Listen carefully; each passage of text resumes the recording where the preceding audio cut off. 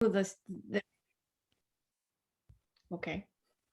When we when some of us do a monologue or whatever, and we read it like this, not just to, if you just look at it quick and then you go back, it's fine. But so I personally find it hard to see or relate to anyone when they're reading like this.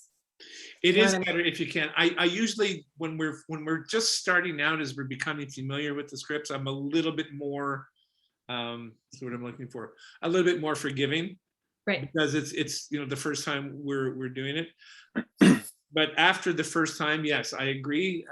After you've had the chance to kind of go through it once, after that, become familiar enough with it that if you miss a line, you can keep going. That it doesn't. And I agree that. I just want to see. Yeah, absolutely. Well, otherwise, and that's what turns it from reading into acting, is that we see and we see people. All right, so yeah, just like that, Curtis. Good move. Yeah, that's good. Yeah, you just need the eyes, right? Perfect. The eyes are the window of the soul. There was one of us that was reading like this once, or something like with his face like this, or like you told him not to do this, and then he did. I'm sorry if it was one of you, but it was kind of interesting. Okay. Yeah, but as I said, I'm a little bit lenient about that initially, but after that, yeah, I agree. It's just that you're supposed to be acting and getting it out here, so it's hard to get it out there if your gaze stops 3 inches from your nose. All right. That'd be good. All right, Mr. Curtis. You're all good. You're good to go? I'm good to go whenever you are. Okay. Sounds good.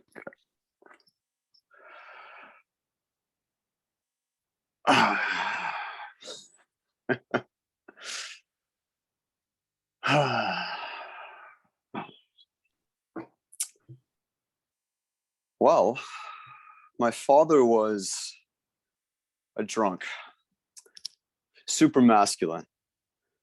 He was tough, whore fucker, bar fighter. My mother was very poetic, also drunk. One of my first memories was her being arrested nude. We grew up on a small town, farming community. We lived on a farm, and I would come home from school and my mother would be gone, in jail or something. And I had to milk this cow every morning, every night. And I liked that. I remember I was taking this girl out to a basketball game one time, and I got all dressed up. And my father said, as I was leaving, "You have to milk the cow." And I asked him, "Could you please milk it for me?" And he said, "No, get your ass out there." So I went out, and I was in a hurry, and I didn't have time to change my shoes. And I got cow shit all over them. And on the way to that basketball game, it smelled in the car so bad. I'm sorry. I can't remember very many good memories. Maybe one. I remember my mother. She taught me how to love nature. I guess that was the most she could do. But in the front yard, we had this field. It was a meadow. And in the summertime, it would grow mustard seeds. And we had this big black dog named Dutchie. And she would hunt for rabbits in that field. But she couldn't see them. So she'd have to leap up in this mustard field and look around very quickly to see where they were. And it was very beautiful. And she never did catch those rabbits.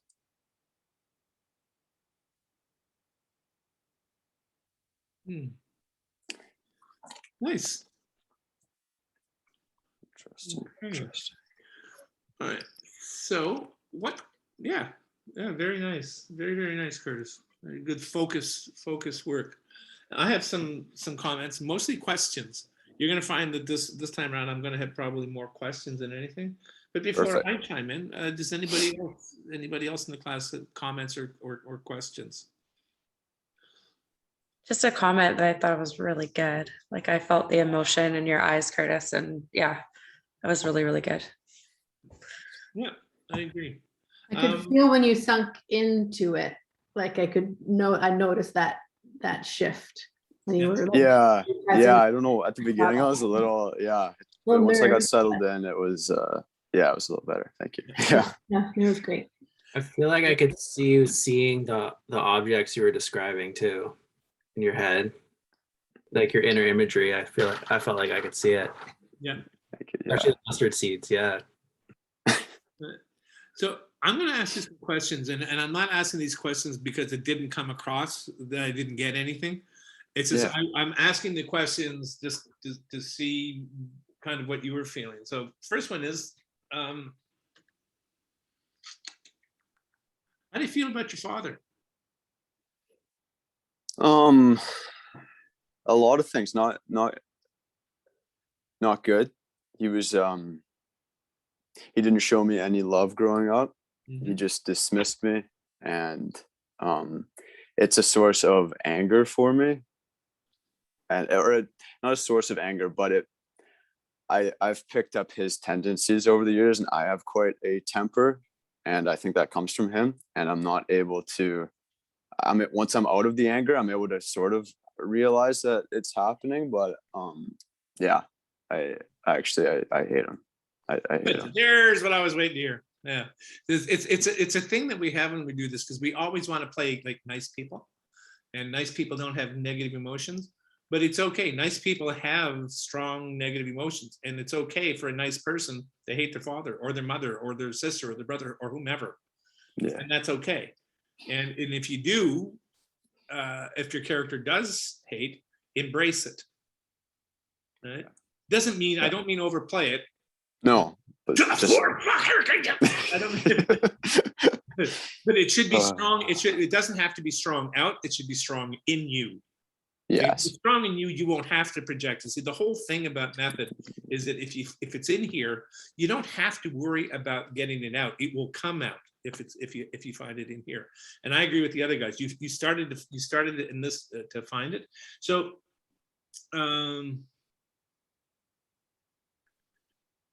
yeah, there's a couple of things. Okay, so he my mother was very, very poetic. That little pause there speaks volumes. Do you know what that pause means? Yeah, Why- very poetic. why- She was like, how so? Like, just Well, like, what do I? It doesn't matter whether I know it, as long as you know it. As you're building your character, when he says, "My mother was very, very poetic," it's just it's just sort of an odd word to choose. So Definitely, there's a lot. yeah, Yeah, no, I in my mind, yes, I do know what that means. Yeah, good. totally. That's why I said I'm asking the questions to find out whether you're asking this. It's about process, not whether, because your emotions are coming out. If your process is right, that's why I'm not going to ask you what you okay. Oh, you just mean how about yes? So yes, I'm I not definitely know asking you what to that. explain I'm not asking you to explain your work through or your the work. I'm asking you questions. These are the things that I would be, if I working in scripts, these are the things I would be making sure I knew the answer to. So that's why I'm doing it this way. Right. Perfect. Okay. So when I was a kid, this one, one of my memories when I was a kid was of her being arrested nude. Yeah. This is where sense memory can come in, because how would you feel? Again, if you were thinking of a kid, it doesn't say how old the kid could have been. You know, what's a kid? 12, 14, 8, 7, who knows? I don't know. You would have to, you should know. Yeah. What age that was for you. Because depending on whether you were 8 or 14, your retelling of it now will be a little bit different from if it was a memory when you were 8, because you might not have understood it at 8. You're old enough to understand that your mother was naked, someone got arrested. Right. The other thing you need to know is, well, what happened? How did she end up nude? How did she end up being nude and getting arrested? What was she doing before she, was she? Again, I don't need. Yeah. No, I've You got should know, a right? story. I've got a story mapped out in my head. Yeah, okay, Yeah. good. As long as Yeah. you're okay. Yeah. That's I do. what I'm asking. I think maybe I wasn't super settled in, so I'm excited next time to do it. I'm feeling excited for next time already. But don't yeah. worry about next time. We're here now, and this isn't criticism. Chris. Oh no, okay. This is Yeah. like I said, it's just asking the questions. It's I used to have to milk a cow every morning and every night, and I liked that. Yeah. And I just thought, why do you like that? What is it about that activity, morning and night? Why do you like it? It was the one consistency, and my parents were never around. They never showed me anything, but I had this one routine, and as silly as it may sound, that cow was there for me, and it was just that consistency, I think, for me. Yeah, and I grew attached to that. Yeah. The cow donated. That cow contributed her udder to your happiness. Your utter happiness. That's right. My utter happy. Yeah. Sorry, I promised myself I wouldn't do another joke. But I do another one. I can't tell if it's nice. But Oh. no, okay. My uncle Eduardo is pissed off at me now. I can tell you, man. Okay, so you know why? Who are you talking to? Who are you telling this to? I'm telling this to a girl who I don't know her name, but we have just had sex and we're laying in my room on a mattress, and Okay. this is the first time I'm opening up to her. I've been very closed off, and it's tough for me to open up. I never open up, and I'm starting to get feelings, and she asked a question that prompts me to start to open up. Yeah. That's a real. Now, is that in the play, or is this? Yeah. It is. Yeah, that's in the play. Yeah. That's good. So, because that's a very interesting thing, because there is something about when you have just been intimate with someone and you're lying in that bed. There is something about those moments where we are probably at our most unguarded. Yeah. Right. So that's really interesting. That's really interesting. I think something for you to, I'm not done yet, but I think something for you to work on is when you're in that situation, right? You're kind of feeling mellow and all of these things. So this is like taking where you are and what just happened. As I always say, what happened just before you started this? Well, we know what happened in this case. But what does that do to you? Do we talk differently in that situation? Because our voice quality is different, right? So I would like to hear a little bit more of how that environment and how that particular time may infuse tonality. Okay. Again, I'm not telling you to change it. Just be aware of it. I think yes, because I right before I started, I was trying to get into that. It didn't for me. I don't care the performance. I know performance. I'm not talking about performance. But for lack of a better term, yeah. For me, I know I wasn't connected to it at the beginning, and I want to work at that. So I totally and hear what that's you're fine. saying. That's why it's a process. That's okay. That's why it's a process. Yeah. Damn it. It took me a few sentences to get into it. You're out of the class. That's right. That's right. Get out. Okay. That's how you felt about your dad. How do you feel about your mom?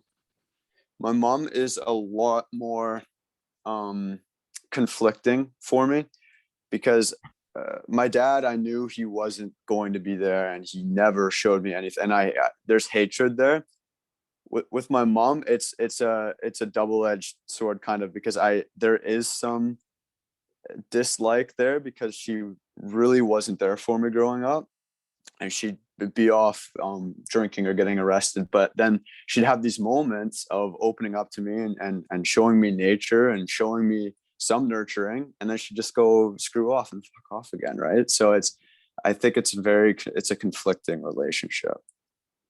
Yeah, hang on. It was there's something there. My mother taught me to love nature. I guess that was the most she could do. So with just going from the script, there seemed to be a thing like my father was a son of a bitch. My mother was screwed up. And so there appears to be a little bit more understanding for her by him. So if your father generates anger, does your mother generate anger in you? And if so, what other emotions does she generate in you? It really does generate it generates like some sadness or emptiness, I suppose, because yeah, I really just wanted a normal relationship with my mom, and I was never able to get that. And I always craved that and craved love, and I never There got you love. go. That's the word I was waiting to hear. Love. Yeah. You love it. I think there's and how you took us through the piece. There was love there, and that's good. So don't lose sight of that, because conflicted love is an interesting situation for a character to be in. I loved her, but I hated her. Yeah. Or him, right off, son of a bitch. Yeah, I'm angry at him, and I'm probably feeling a little pain, going, why can't I? Why couldn't I have a father who gave a shit? But that's just the way he was. He was just a prick. My mother, that's the one that hurts. And I don't know what it is that we are, I don't know whether we're hardwired to it, but we always seem, it always seems to be the mother's love that we end up, or maybe that's for, let me rephrase that. For most guys I know, if they're having a problem with their mother, it was because, why did my mother love me? And I hear it with girls too.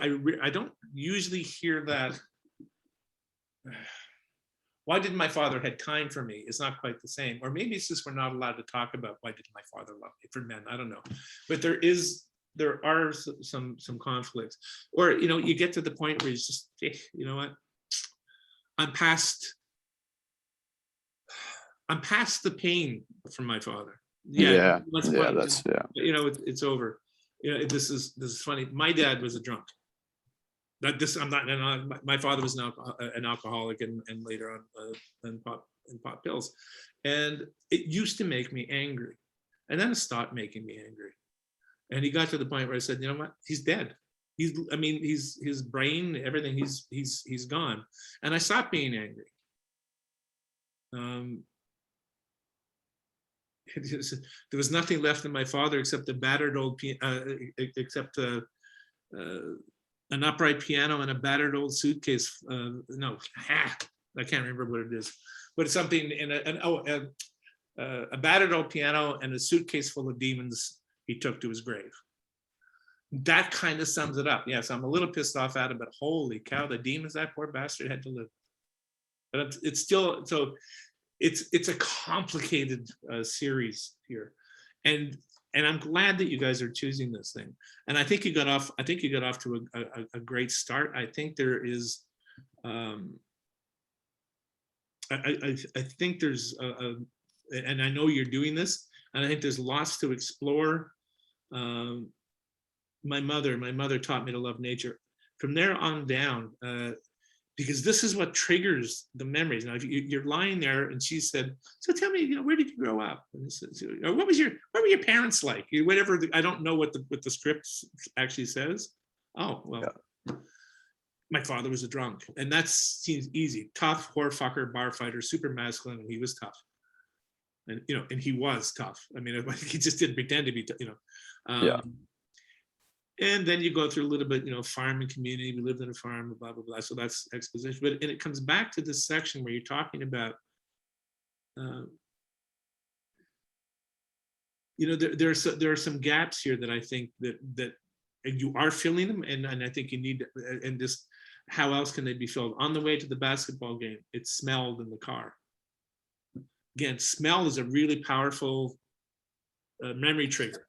So you need to know what that smell was, and if it triggered memories. Now thinking about it, what are those memories? because the sense of smell is one of our biggest memory. It smelled in the car. I don't know. I can't. Yeah, really smell that, right? Like just yeah, smell totally. it. Yeah. Yeah. Remember it. And Yeah. and then these things where he doesn't. We had a beautiful. My mother. So he has a couple of sentences that he starts and doesn't finish. Yeah. We had a beautiful. You need to know what he was going to say. Yeah. Or he may not know. He may have just stopped because I don't know how to express it. But Right. these are the decisions you need to Make that Like, choice. We Yeah. had a beautiful. Okay, so he couldn't say it. He didn't know how to say it. He's my mother. We had a beautiful. My mother. My mother taught me to love nature, and I guess that was the most she could do. And then it's and you can see Jury's telling he has a hard time opening up. So a lot of these pauses are him, trying to get stuff out. But in front of our house, we had this big field, a meadow. It was a mustard field in the summer, and we had a big black dog named Dutchie. The memories here are quite sharp and quite clear. So he says we didn't have a lot of good times. This is clearly something here that he associates with something relatively pleasant, because the things are nice. Oh, a big meadow, not field, meadow. Meadows are nice. Meadows are nice, and there's butterflies and things. A field is a field. A field is something you plow. A meadow is where there's nice memories, and we all hold hands. I mean, I'm exaggerating a little bit. So really inhabit, and she used to hunt for. Okay, and we had a big black dog named Dutchie, and she used to hunt for rabbits in that field. Now it's a field, but she couldn't see them. So she'd have to leave. Okay, so that's still the dog. I thought that was the mother leaping. That's sorry. Oh, right? Yikes. Yeah. Sorry. It was very beautiful, but she never caught the rabbits. What an interesting last line. It was very beautiful, and she never caught the rabbits. Yeah, I know. Yeah. Anyway, Curtis, you're doing everything that I'd asked you to do in terms of process. And really this, as I said, this is all about, hang on, I think there you are. Okay. Shut the wrong window and you were all gone, all of you. Oh no.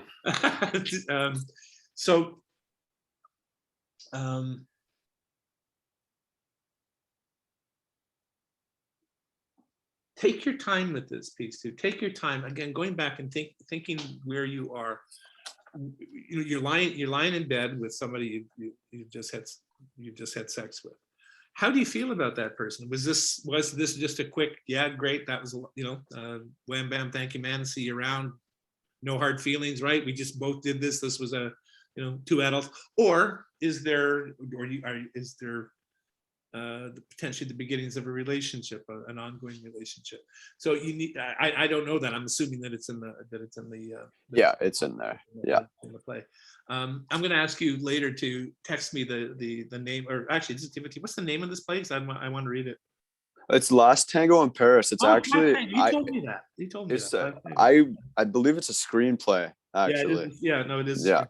So, but it's online. I've read it a couple of times now. Yeah. It's good though. Yeah, there's a lot to work with there. I don't remember. So yeah, Marlon Brando was in this. That's right. I don't think he was playing your character though. I think he is. Is he? I think he is. Yeah, I think he's the main character. Yeah, he's a bit older. Yeah. All right. 40. All right. So that's good. So you're doing exactly is what I asked you to do is get this. Ask yourself all of those life questions. Who am I? What do I do? All of those things, because these are all of the things that when you go through this, you won't have to think about them. Don't be afraid of using some of the other sense memory exercises that we've done if you might find them helpful. Right. Remember some of the exercises we did about the sun on the face, a happy place, and things like that. You might want to think about doing that, because you are reflecting, you are looking back, and you're thinking about your mother and your father. So there might be something in these other sense memory exercises which you can do yourselves, Now you're all right. I sent you the material. If you don't have it, let me know and I'll resend it. But I sent you I sent you the stuff with how to go through it. But good work. Well done, Curtis. Very good work on the processes, because this is what this is all about. It's not, as it said, not about performance. It's about process, and you're doing That's right. the right thing. Excellent. Thank you. Sweet. Thank you, Lex. Thank you. Oh, good job. Next we have, who is next? I'm sorry. Natalie.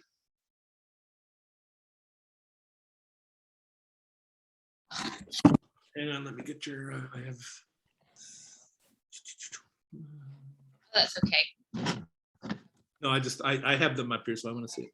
Okay, I'm just gonna get. Okay.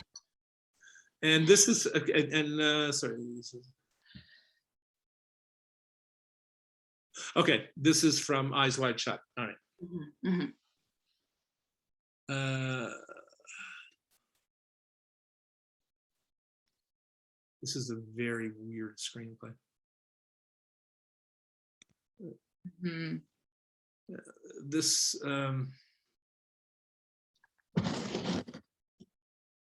this was a movie directed by Stanley Kubrick, and the characters in this were played by Nicole Kidman and Tom Cruise. Please don't watch it until later. Yeah, I haven't watched it. I've always wanted to watch it. Isn't that Right. how they met? They met on that. Did they meet on that set, or were they married before that? I honestly don't know. I was reading the director made them do it took so long to shoot. They were saying Well, you redo a lot of scenes, like go into a lot of depth, and Yeah, well, they had to keep on doing it until, to try to get Tom Cruise to act. And they never achieved it. I'm sorry, he just sucks in it. He just absolutely, he's not as good as I've seen her in other things, but he just absolutely sucks. he's a bit of a dick. So. Well, yeah, I don't care if he's a dick. Character is I don't care if he's a character. dick or not. I just find it funny. You know what? He's a good movie star. He was good in the Top Gun and he's good in that sort of thing. It's just, he's got to stop trying to act and just be the movie star, and he'll be fine. He'll have a very nice career, but every time he tries to act, it's just painful. It's just, but he's a good movie actor. Yes, Eddie. I pretty much agree with you, but I do have to say that he was really good in The Last Samurai and A Few Good Men. He was all right in A Few. He was A Few Good Men. He was less annoying. But to me, he was going along well in A Few Good Men until he had that scene with Jack Nicholson. Yeah. Right, when he says, "What?" Jack Nicholson. They're going that. He goes, "What do you want?" And he says, "I want that truth." And I started laughing just the way he said that. And then Nicholson. So I mean, to me, Tom Cruise was acting from here, which is usually better because he usually acts from here. But then Jack turns to his, "I want the truth," and Jack goes, "You can't handle the truth." And I thought, that's somebody acting from his gonads, and that's the difference. But yes, you're right. He was better, and probably Jack hadn't been in that scene, I would have thought more highly. But you put somebody like Jack Nicholson in the scene, and all of a sudden going, "Yeah, this is what it looks like. This is what somebody's working towards it." Now, having said that, he was better in that than most of them. The Last Samurai, yeah, he was okay. I mean, he was good. I wouldn't call that it's not the deepest of movies, but he was more focused in that. That's for sure. Vanilla Sky. Sorry? Vanilla Sky. Yeah, I haven't seen it. Everybody said, "Oh, you got to see him in that too." But every time Okay. somebody says, "Oh, you'll like him if you watch him in this one," and every time I do, no, I don't. But look, this is partly subjective too. I mean, that's just me. I just don't think he's a very good actor, and but I think he's a good movie actor. I think he's found his niche, and I think he does it, and I think he does it well. And that's not easy to do. It's not. Everybody likes to put down the persona actors, the Harrison Fords, and back in the day, Cary Grant, all of those people, John Wayne, and all of those people played the same character just about in every movie. And that's not as easy as you'd think. It's not as easy. It's not really that easy to develop a persona that you have to go out and do every time. It's easy for somebody like John Wayne because he never had to try harder. But some of these actors, it's you know, I said Tom Cruise has carved out it. Actually, one of my favorite movies that he was in was actually Risky Business, his first one. You know, I thought he was good at that. I thought he had natural ability, and I think he started trying too hard. But anyway, never mind. We're not here to discuss. We're not here to discuss. Natalie, let's have a go, shall we? Okay.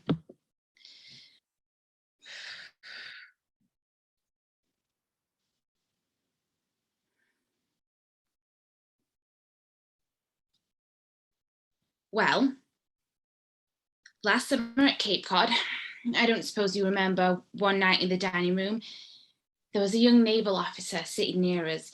He was with 2 other officers. Well, I first saw him that morning in the lobby. He was checking in and he was following the bellboy with his luggage to the elevator. He glanced at me as he walked past, but didn't stop until he'd gone a few more steps. Then he turned and looked at me. He didn't say anything. He didn't smile. In fact, it seemed to me that he scowled. Maybe I did the same thing. I was very stirred by him that whole day. I lay on the beach, lost in dreams. That afternoon, you and I made love and we talked about our future and our child. Later, we were sitting on the balcony and he walked just below us. He didn't look up, but just the sight of him stirred me so deeply. And I thought, if he wanted me, I could not have resisted.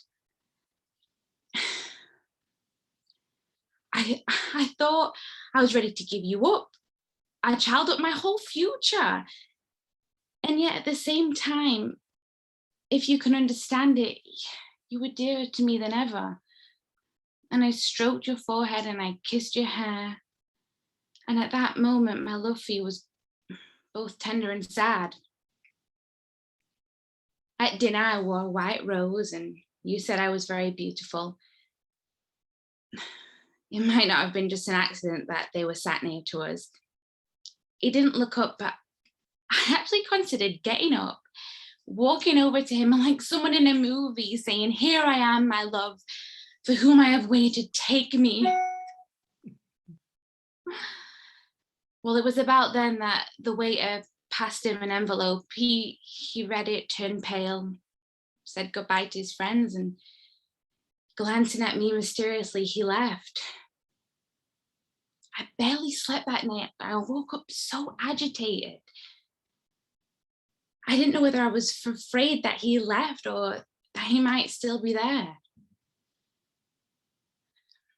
But by dinner, I realized he was gone, and I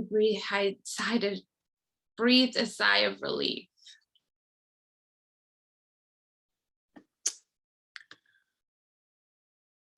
So talk to me, Natalie. How did you feel about that?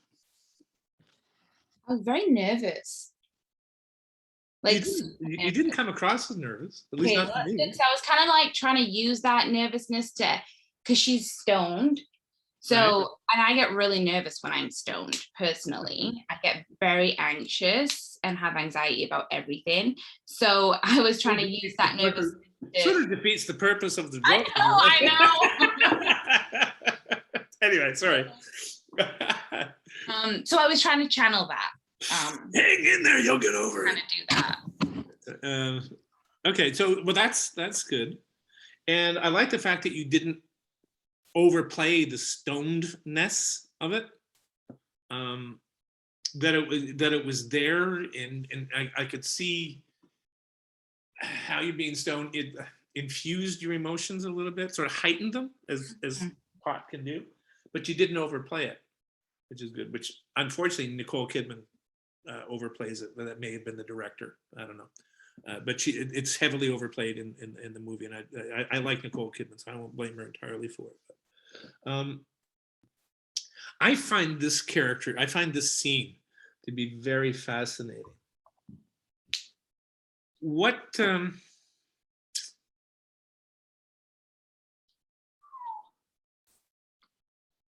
Tell me about the state of their marriage. Well, I don't know. Bill and I would just, he doesn't see me. And I'm tired of that.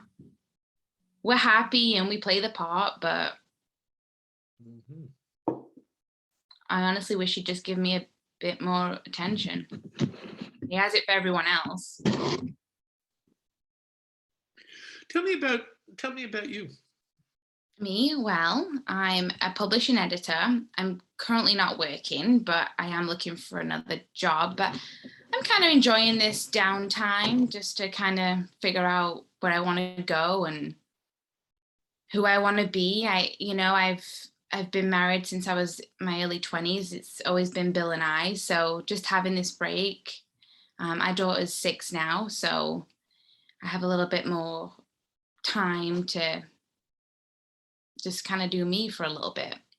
Do you love your daughter? I do, yes. So how do you feel if you love your daughter? How do you cope with that emotion? You said, I was willing to give up you and my daughter and just run off. Is that real, or is that just that desire many people have from time to time? I want to just run It away. was desire. I just wanted that. I wanted that to be Bill, but it's just not. And it was just that desire, that fantasy, just to be whisked away and, just taken somewhere. But you said something fascinating there. You wished it was Bill. I wished to be taken away, and I wished it was Bill. So this is like a substitution, like we did the exercise. Oh, you weren't here last week. We did called a substitution exercise.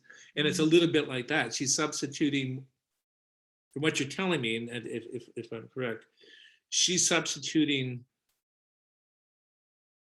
what she wishes she was getting to Bill and putting it on this fantasy officer. Oh, I bet you he would be the Bill I would want. Am I reading you correctly? Yeah, absolutely. That's good. That was good, strong. That was a good, strong work, good, strong background.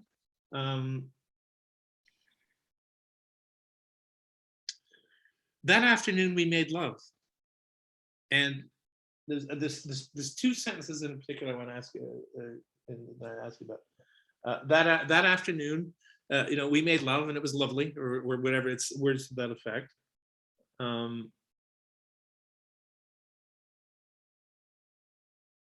Tell me about that, the choice of words for how you describe that, making love to, I'm just getting the script out here so I can see it.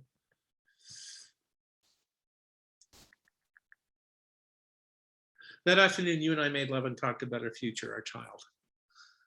So tell me about why your character chose those words. I wanted to remind myself that, we were having a great holiday and we were doing the stuff that we do when we love each other and we're trying to build a future. But there was something still there that was persuading me from having this love and this future. Right. Well, if I were to look at that and based on what you've told me, you've said and how you did it, that afternoon, you and I made love and talked about our future. It doesn't sound like the most passionate afternoon of love. Yeah, we made love. We talked about the future. Maybe we go to Walmart next week and pick up some. I don't. Because right after that, just the sight of him stirred me deeply, and I thought if he wanted me, I could not have resisted. So. And I'm just saying what I'm seeing here, it goes well with what you're telling me, but I just wanted you to think of that. And the other one was hang on for a second. Shoot. Yes. And yet at the same time, if you can understand me, you were dearer to me than ever, and I stroked your forehead and kissed your hair. And at that moment, my love for you was both tender and sad. You don't have to tell me what it is, but I find that to be a very kind of revealing thing. Absolutely. I think I heard it in how you did it, but I'm just looking at a couple of things that might be that kind of working. It's almost kind of working backwards. You said these words, well, and I know you're not supposed to do this and that, but sometimes you look at the words and say, well, what would make me say that? My love for you was, I stroked your forehead and kissed your hair. You were dearer to me than ever. But I stroked your forehead and kissed your hair it's affection, but it's not passion. Right? Mhm. Okay.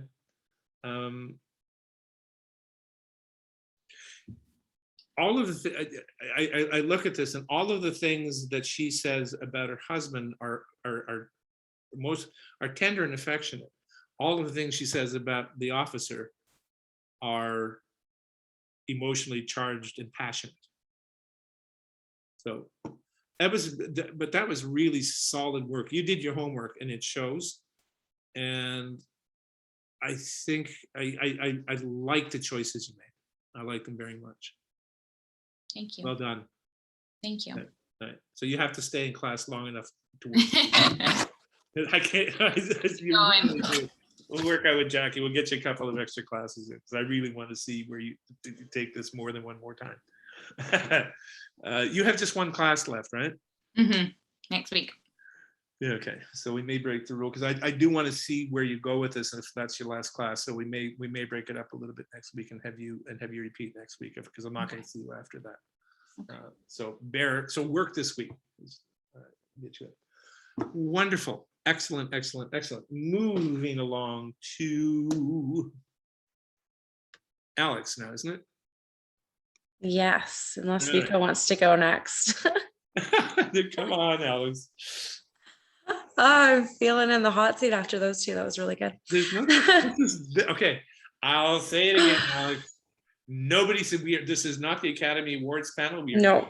This is a non-judgmental class. Oh, totally. It's fine. I'm And just questioning we're my all here. choice Yeah. of pieces Well, now. let's have a look. that's If you okay. don't like it, you can change. Okay. I might have to change because I'm not feeling like there might be enough, but yeah. Anyway. All right. Oh, where am I?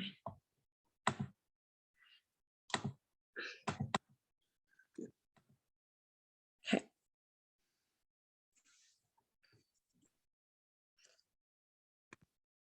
I'm Dexter, and I'm not sure what I am. I just know that there's something dark inside me, and I hide it. I certainly don't talk about it, but it's there. Always this dark passenger. When he's driving, I feel alive, half sick with the thrill, complete wrongness. I don't fight him. I don't want to. He's all I've got.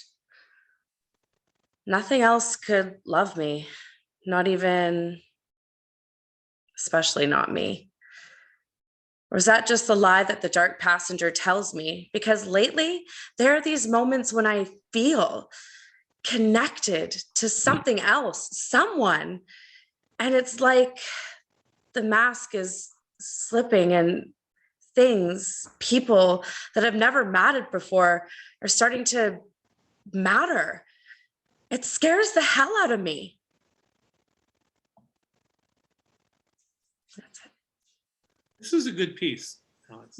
It's not about length, right? It's really isn't. It's about that. This is a good piece, and you did, and I can tell you did a lot of work on it. I can see in your eyes that it has meaning for you. I really love the show. And it's coming back. So, okay, so tell me, I'm sorry, what's the show is? It's Dexter. Yep. It was the first, honestly, like, it was the first person that I thought of doing monologues, because I love like his voice and listening to him, because he's so lovable, but so dark. And like, you love these evil things about him. And I love the complexity about his character. Do you know Dexter at all? No, I don't, but Yeah. So he's a serial killer, but he's the good, but he's the good guy. What a So nice guy. he kills bad people because he has this darkness inside him that gives him these urges. So he's been taught to put these urges on to bad people. So while his actions are terrible, you can't help but like root for him. So it's definitely like, yeah, I've always loved the complexity of liking the bad guy. Okay. It's Yeah. so good. It's really It good. is really good.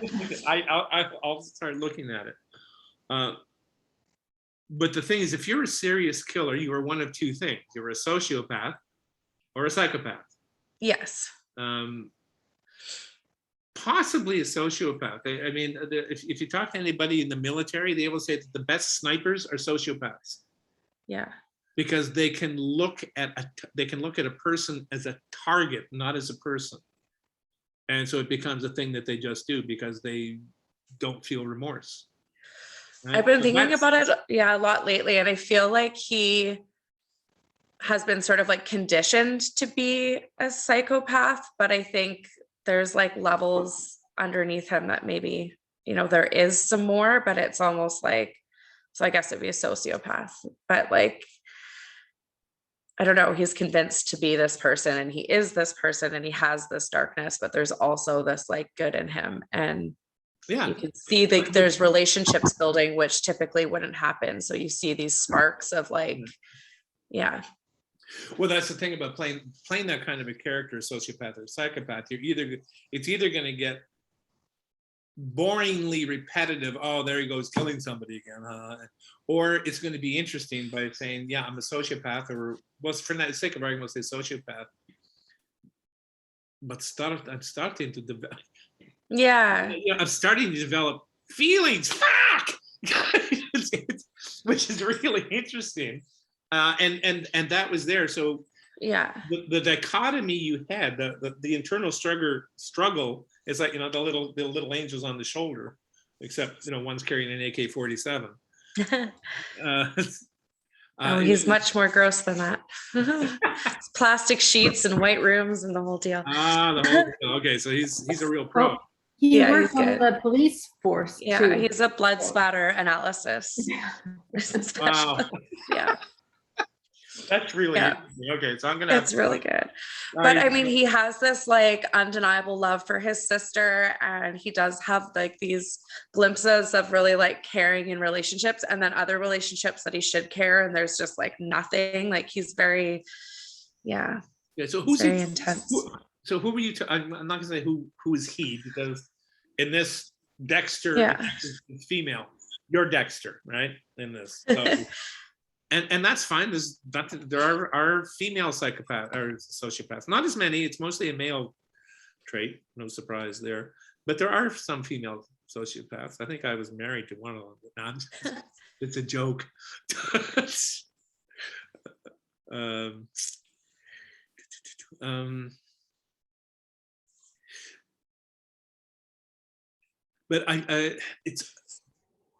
But there's a lot here. Mhm. He refers to the Dark Passenger. So the Dark Passenger is obviously another facet of him. So Yes, that's the evil. right now, is this character? Does this character, not you, the actor, but the character? Does the character understand that this Dark Passenger is? Is he saying that kind of metaphorically, or or are there actually? Does he have another persona in him, or is it just a recognition of his dark side? Recognition of his dark side. Okay, Yeah, so good. You've answered that. All right. and I think there's like a part of him that, well, like he knows that it's wrong, but it's like this undeniable like thirst for it that he like loves it at the same time. Right. Okay, because there are some interesting things, you know, and you know, it's interesting. This dichotomy is almost as old as English literature. I mean, it's very Jekyll and Hyde. Mhm. You know, I don't mean that in the pop psychology sense. I mean from the original novel of Jekyll and Hyde, of this idea of, you know, the nice, mild doctor who gets all of his excitement from becoming Mr. Hyde. I know, and he says the thing, when he's driving, I feel alive, half sick with the thrill. So now what'll be interesting for you when you do this, so that you don't think of yourself, well, I suppose if you wanted to think,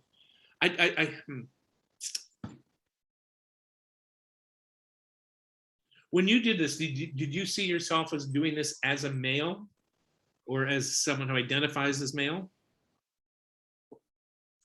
Yeah. No, I was doing it with all the characteristics of Dexter, but definitely was inside of Female. Okay, myself. that's good. Yeah. I'm just asking. That's what I got, but I just wanted to make sure. So in that case, it kind of makes it interesting if you refer to this dark passenger as a he. Right. Didn't Because think in about Dexter, that. it's a he and a he. Yeah. You could do this as a she and a she, but it's also interesting that you chose that it's she and he. So I find that a really interesting choice. And that's interesting. Yeah. Subconscious for sure. Yeah. Well, I didn't really think about that part that deeply about that particular word. So that's interesting. Being the gender of the dark passenger. I didn't think about it. Yeah. Mm-hmm. Well, you refer to the dark passenger as with the male. Yeah, I did. If you want to change that, you can. But I find that it's an interesting choice, whether it was a conscious choice or a subconscious choice. I found it was subconscious, but as we're discussing it, I don't feel that draw to change it. Good. I'm not saying. I feel like it was probably a choice that I'd made, but didn't really consciously think about it. I think it's a really good choice. Mm-hmm. I think it's because it adds another layer onto an already complex and interesting character. And I tell you, who are you talking to? Myself. I was thinking about that, and I honestly don't recall in the show who he was talking to, but for me, when I was reading this, I felt like I was having this just a moment with myself of who am I, and all these just sort of that self-reflection of layers. And because he does a lot of inner dialogue and self-thought throughout the show. And I think it's almost because his dark passenger and the rest of him, they're almost like his closest friends, his own self. So he does a lot of that communicating. Okay. Now, does he have to talk to himself in a mirror? Or he just talks to himself. He just can. I think it's inner dialogue. Yeah. He can disassociate then. Yeah. Okay. All right. This is really, don't change. Okay. Don't look for another monologue. This is okay. a monologue. All right. Because there's lots to it. It's not about quantity. It's about finding. It's about finding something that you connect to. Yeah. And there is so much happening here psychologically and emotionally. Yeah, that's messed up. It just I look at this and the questions I want to ask. He's all I've got. But you said he has a sister. So what does it mean? You don't have to answer me as long as you. I feel like he doesn't think that anybody truly knows him though, right? Yes, he has a sister whom he loves, but she doesn't. She knows the blood splatter analyst. She doesn't know what he does. She doesn't know, she knows this small fraction of him that she loves, so he can love her, but how can she love him? Because there's so much more to him. Okay, so and the next thing is he's all got nothing else could love me. And I'm just going to go and I'm asking the questions. I find again from the scripting, nothing else could love me, not no one else. Yeah. Which would indicate no other person could, but nothing. So that's pretty deep. I mean, that's not a dog, a cat, a hamster. Or whatever. So nothing else could love me. So where is that coming from? You don't have to tell me now. Where's that coming from? And Just like severe trauma and just feeling that separation Okay. again What from was- everything. so do you know what the trauma was? I do. Yeah. Okay, good. And then I find this not even, especially not me. So that's it, not even. I was going to say she, he, she. It got so confused now. Yeah. I think that Whenever there's ellipsis, you have to figure out what. With the ellipsis, what's the missing? The ellipsis takes part of takes the place of something. So is it not even me, especially not me, or is it not even something else, especially not me? Again, you, as long as you know what it is. But yeah, I do. I was thinking that it was like not even me, but like not even, but he really had to think because there's parts of him that, and you that's, know, and that's it's fine. just so, Yeah. so much of him. And Yeah. that's a legitimate. So I'm not saying these things because I didn't get it or No, yeah. I'm leading you towards the other. Again, it comes back to, Did I understand? are you asking, as an actor, are you asking the questions that help you develop the character and flesh out the character, make it three-dimensional? And you are. So therefore it was, and you did it really well. This is an intriguing character. And I couldn't believe, I was listening to you and I thought, I had the script in the corner of my eye and I was listening to you going, she should be over by now. There's not that many words here. And but you were still there. You were still in it. And that's because you were in it. So it had nothing to do, right, with how long it is, because you were in it and we stayed with you all the way through. Right? So please don't change this model. Okay. This is a good I model. won't. And Thank you. it's good for you. It's making you explore really, really well. So Yeah. So I look forward to seeing where this goes. Excellent. Okay. Awesome. Thank you. Okay, and Ms. Vico.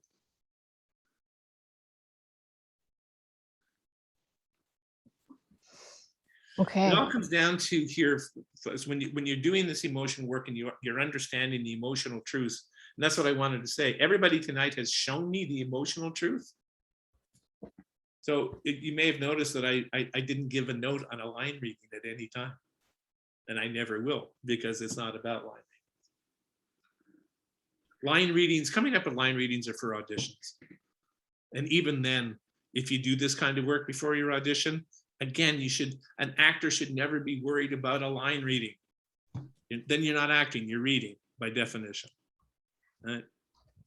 If you know what your character wants in the scene and what's going on and what they want and what's preventing them from getting what they want, you will never have to worry about how you say the line, because it's going to come. You don't think in life, you don't think before you say something, oh gosh, how can I best deliver this line? Unless you're trying to be funny, but usually if you're in an argument or you're in a romantic moment, you don't think, it's like, oh, I love you. I've loved you from the moment I laid eyes on you. Okay, I don't have to think about how I'm going to say that because I'm feeling it. So I don't have to think like, I love you. No. I love you. No. That's what happens when you get into line readings. You get into, and it's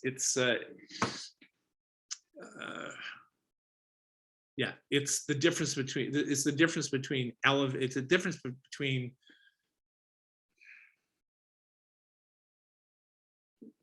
getting your character to limp off the page or dance off the page. And dancing is always better. All right. Ms. Vico. Anytime? Whenever you're ready. Okay.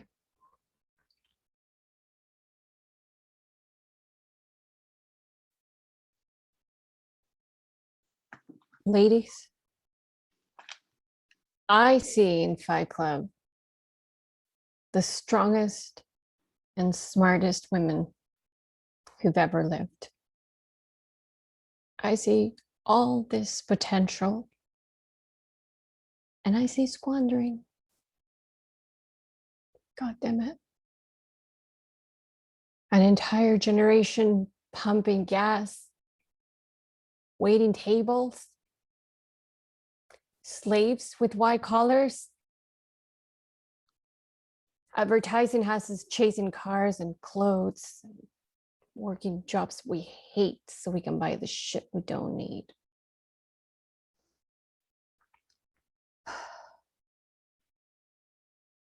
We are the middle children of history, women. No purpose or place. No Great War. No Great Depression.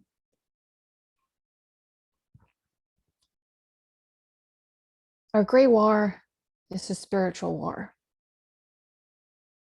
Our Great Depression is our lives.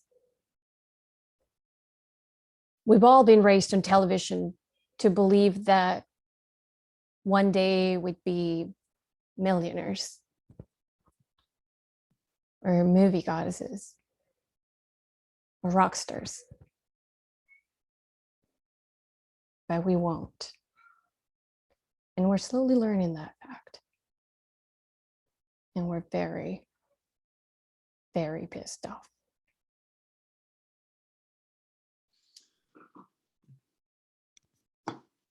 Who are you talking to? A group of women. Yeah, I figured that part out all by myself. Who are they?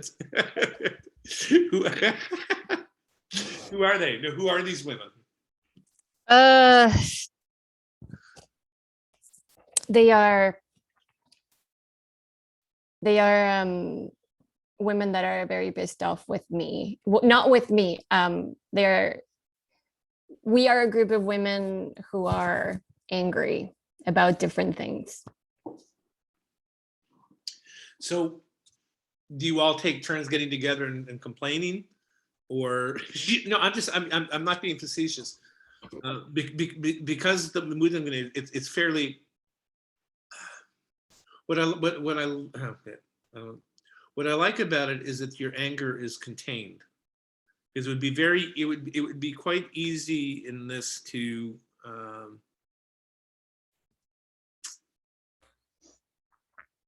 I think the speaker is kind of a smart ass, you know, like, you know, psychotic too. And most psychotic people are actually super smart, right? Because that's why they go crazy. But the reason why they're angry, I think, is broad. I think they all bring something that they actually need to fight. This is Fight Club for ladies. okay. And we fight physically, I think. I haven't come to terms with that, but I thought about fighting men while having them tied to a chair or something like that. That's interesting. I mean, there are women. I mean, Well, UFC have women fighters. There are female boxers. So I mean, there could be. yeah, but this is not. This is regular women, right? Yeah, okay. So it's just women like me, small women, mothers, wives, single, that just, you know, regular women, regular citizens, and they have had enough, right? And in Fight Club, in the movie, these are men that are regular men, you know, like, again, waiters, Right. whatever, and they fight, but they're men, so they can fight because, you know, men have a different structure, you know. I think they're more used to it, maybe, and their bodies are different. And we have As this nasty little thing called testosterone. yeah, exactly. But women, we don't fight. We don't do that. So I thought, well, what can we do instead? And I thought, well, maybe we could take it on in a more disproportionate way, like having a guy that is an abuser or something like that, and fight that guy, you know, or not even tied him or so, just have him there and we all, I don't know. So I haven't been able to know what women can fight, but something. Well, here's okay, because I the reason I'm asking this, because this is your work is usually so strongly focused, and just what you said, you're not as focused on this yet, and I stress the yet, and that's why I'm asking you. I'm going to ask you to do something when you work on it next time, just to try it. And try not to make it about men and women, trying to make it about women and women, and how if the men fight, physically fight, Yeah, how they do do. women fight with other women? Is it psychological fighting? Because, as you said, this character is very smart. You know, and I see the strongest, smartest women who've ever lived, and I see the potential, and I see squandering. God damn it! I'm fucking mad at you. I'm really fucking. Again, you don't have to do it this way. I'm not suggesting that for a moment, but if I look at the script, God damn it, an entire generation pumping gas, waiting tables, slaves with white collars. I mean, she's very, very smart, very intelligent, very astute. Advertising has us chasing cars and clothes, working jobs we hate so we can buy shit we don't need. I mean, there's a lot of stuff here. So I just think that trying to potentially make it women being angry at men, it becomes a little bit different. And then it becomes about gender. And if I read this as it was originally written, it's not about gender. It's about No, yeah, it's different. Lots of different yeah. reasons. Anyway, I to just be ask you to explore it. I mean, I'm not telling you what to do, but just explore it. I mean, in terms of in terms of the believability of it, it was very strongly, very, very strongly. It because there's it shows a bit of a loss here, and there's some really great lines in this. This was a movie. Do you remember who the screenwriter was on this? Because it's really, I'll have to look it up because it's well written. We are the middle children of history. No Great War, so no World War I, no Great Depression. This was the so-called greatest generation went through these things. Right? My parents would have gone through these things. Not the Great War, they were too young, but certainly the Great Depression. Our Great Depression is our lives and all of this. So I would go back and ask yourself, what specifically is she pissed off about? These are all things, but is this the real reason? This is the text. What's the subtext? What is she really pissed off at? Is she pissed off at this? Is she just railing against history, or is she pissed off at herself? Is she pissed off at the complacency of the women around her own complacency?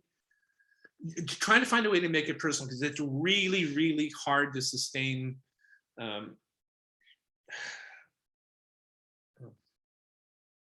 Even people who support causes usually have a personal stake into it. Yeah. I'm a member of the Green Party, not because I ever want to be premier or prime minister or anything like that. I'm a member of the Green Party because I'm really fucking pissed off that we're leaving this world to my children. So I've made it personal. The way I can fight for that is not to think about the planet, not to think about rising tides. It's to think about what kind of a life my children are going to have in 20 years.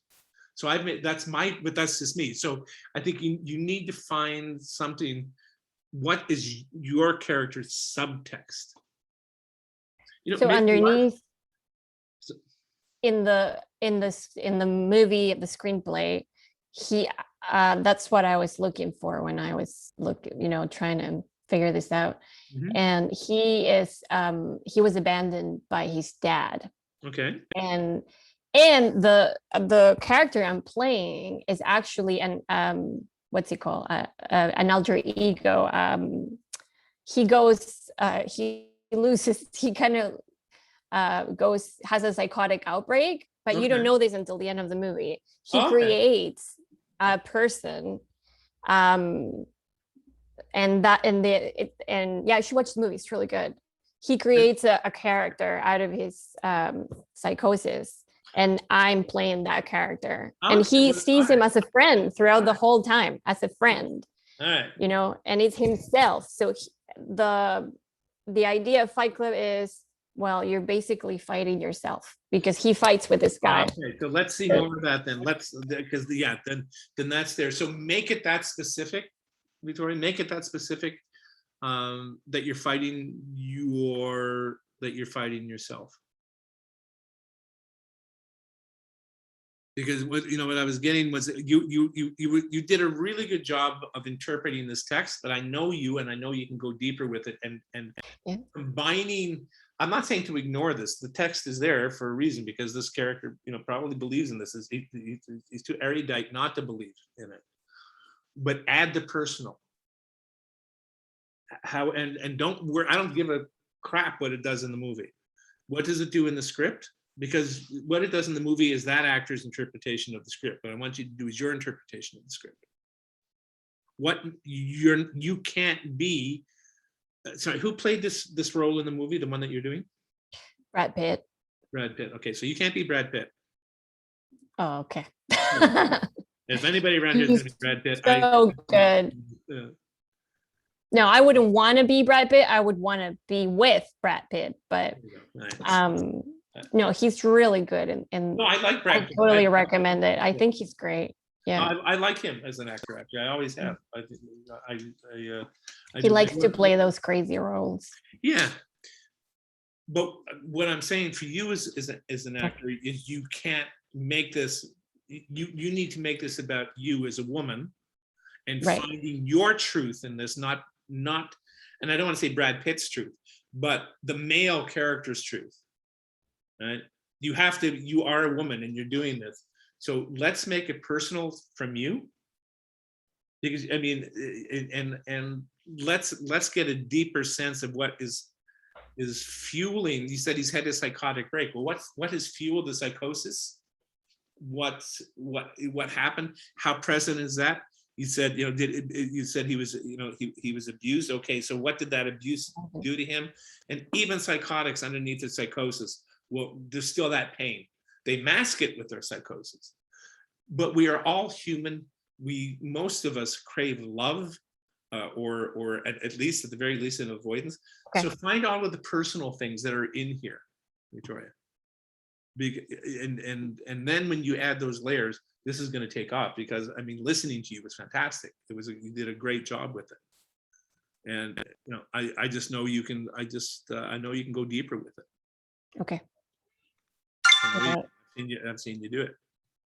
Right? You are all that good here. Okay, so I am demanding you guys. Okay, that's me. What about the rest of you guys? You have anything to say to Victoria? I just wanted more. I just wanted to keep watching. I was kind of lost in it. I felt like you were talking to me. I was like, you're right. I don't need those clothes. She's my biggest fan. My only fan. So, but that's true. It was strong, but you can make it stronger. That's so I want to be clear. I think what you said, but because I read it, I kind of took it in, but then I kind of left it on the side to think that this is actually about my wound. So I totally, I think that's a good idea. Yeah, you have to, as actors, we have to find the emotional connection to our material, and not just the psychological, and not just the intellectual connection. That's easy. You read the thing, you're gonna get that. So we need to go deeper, and that's what lifts it off the page. That's what turns it into stuff that you want to watch. And you guys, I love watching all of you. I really, really do. So terrific. I'm sorry we went just a little bit over time this week, and I apologize for that. Have a great week. I will see you all, and Rochelle, I will find something for you for tomorrow. And I will see the rest of you next Thursday. Continue on with the work. You guys are all going in the right direction. Keep going. Remember, ask yourselves a question. And the other questions that I sent you a little while ago in any scene, including the monologue: what do I want? What's preventing me from getting what I want? How do I overcome that? Now, you may not be able to answer those, but it's like, if I'm saying this, I want something. Very few of us just talk for the sake of talking. Okay, I do. But usually when we talk, we have a reason for talking. When I talk to you guys at night, what I want to convey, and honestly, I worry about this every time. Am I getting through? Do you understand me? Am I understandable to you? So this is what I want. I want to impart whatever knowledge I may have, hopefully. So that's what I want. So, and that's why I look at you guys all the time. And if I see eyes glazing over, go, oh shit, I'm not getting through to so and so. So you adapt. Occasionally I get one of these. Anyway, no. So these are the other things. What does your character? What does your character want? Why are you saying these things? That's the thing. Why are you all saying these things, and to whom? And that, but keep working in that. Right. Have a great week, everyone. Thank you again for, you guys are so great. I was so tired tonight at 6:45. I thought, oh my God, you guys invigorate me. Now I'm going to be up till midnight because I get so excited working with you guys. So now I have to go do some stuff that I can only do alone. I don't know what that is, but I'll figure something out. No. Too much information, Lex. Yeah, good night. Good night. That's not what I meant. On that note, see ya. Yeah. Oops. Have a good week, everyone. Bye. Bye, guys. Thank you, Lex.